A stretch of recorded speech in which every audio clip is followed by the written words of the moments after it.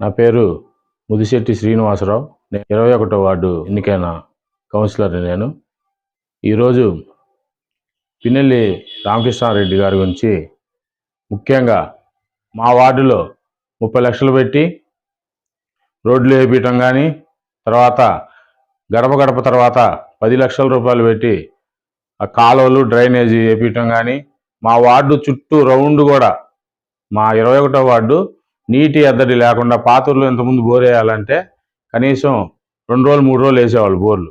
అలాంటిది నీటి ఎద్దడి లేకుండా, డ్రైనేజ్ ప్రాబ్లం లేకుండా, లైట్లు కూడా ఎటువంటి ఇబ్బంది లేకుండా మా వార్డు చుట్టూ కూడా దాదాపుగా ఇప్పుడు 6 బోర్లు వేసి ఉన్నాయి, మోటార్లు బిగించి మున్సిపాలిటీ కింద. అవన్నీ కూడా సక్రమంగా నిర్వహించబడుతున్నాయి, ఎటువంటి రిపేర్లు లేకుండా.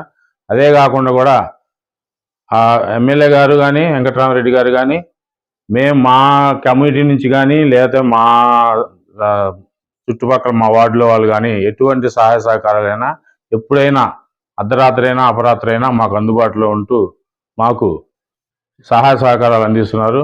నేను వీరశైవ లింగాయత్ కమ్యూనిటీ నుంచి, మా కమ్యూనిటీకి కానీ ఫస్ట్ గా నుంచి కూడా 2-3 ఎలక్షన్ల నుంచి ముందు నుంచి కూడా ఆయన మాకు అందుబాటులో ఉంటూ మా కమ్యూనిటీకి మేము అడగకుండా మాకు కావాల్సినవన్నీ మేము అడిగినా ఎప్పుడైనా కానీ మాకు దగ్గరుండి చేసి పెట్టాడు.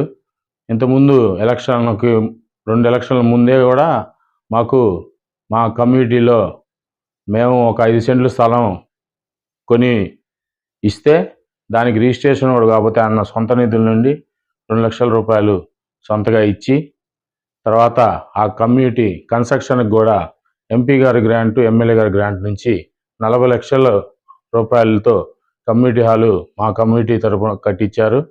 తర్వాత మాకు సొంతగా గ్రాంట్ లేకపోయినా సరే మాకు అక్కడ బోర్ అవసరం అని అనుకుంటే ఎమ్మటే ఆయన సొంత నిధుల నుంచి కూడా బోర్ వేయించారు. ఇప్పుడు మొన్న కౌన్సిలర్ ఎలక్షన్ తర్వాత మా కమ్యూనిటీని గుర్తించి మా కమ్యూనిటీ తరఫున నాకు కౌన్సిలర్ స్థానం ఇవ్వటం జరిగింది. మా ఎమ్మెల్యే రామకృష్ణారెడ్డి గారు కరోనా వచ్చినప్పుడు కూడా మా వార్డులో ఇంటింటికి కూరగాయలు పంచడం జరిగింది, డోర్ టు డోరు. మరియు అక్కడ కరోనా బారిన పడిన ప్రజలకి దగ్గరుండి ఏ అర్ధరాత్రి అయినా అపరాత్రి అయినా ఎమర్జెన్సీ అయినా ఫోన్ చేస్తే వెహికల్ అలాట్మెంట్ చేసి ఇమీడియట్లీగా వాళ్ళకి ఆ క్వారంటైన్కి కానీ లేదా ఆ కరోనాకు సంబంధించిన అన్నీ కూడా చేయటం జరిగింది.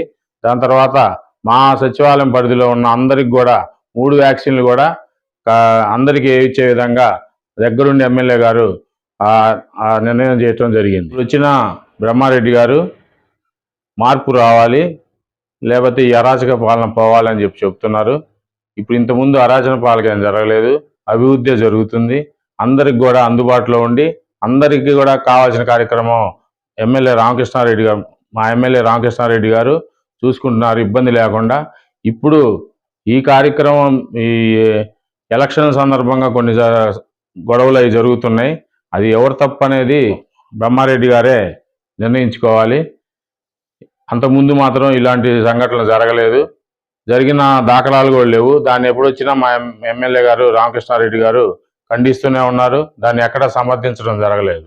మా ఎమ్మెల్యే రామకృష్ణారెడ్డి గారు మా వార్డులో ప్రజలతోటి, మా కమ్యూనిటీలో ఉన్న పెద్దలతోటి, మాతో పాటు ఉన్న కార్యకర్తలతోటి మాతో కూడా ఎంతో సఖ్యతగా ఉంటారు. మరియు మేము ఏ రోజు ఎప్పుడు ఏ టైంలో ఫోన్ చేసినా సరే, ఎప్పుడు ఏ ఆరోగ్య విషయం కానీ లేకపోతే వచ్చే సమస్య గురించి కానీ కూడా ఎమ్మటే స్పందించి దాని మీద నిర్ణయం తీసుకొని ఆ జరిగిన సమస్యను దానికోసం ఆయన ఎంతో పాటుపడతాడు. మా ఎమ్మెల్యే గారు ఇంత మంచి పనులు చేస్తూ మా వార్డు అభివృద్ధికి తోడ్పడుతున్నారు కాబట్టి మా కమ్యూనిటీ మొత్తం కూడా మరియు మా వార్డు ప్రజలందరూ కూడా మా ఎమ్మెల్యే రామకృష్ణారెడ్డి గారిని అత్యధిక మెజార్టీతో ఓట్లు వేసి గెలిపించే బాధ్యత కూడా మాదేనని ఈ సందర్భంగా తెలియజేస్తున్నాను.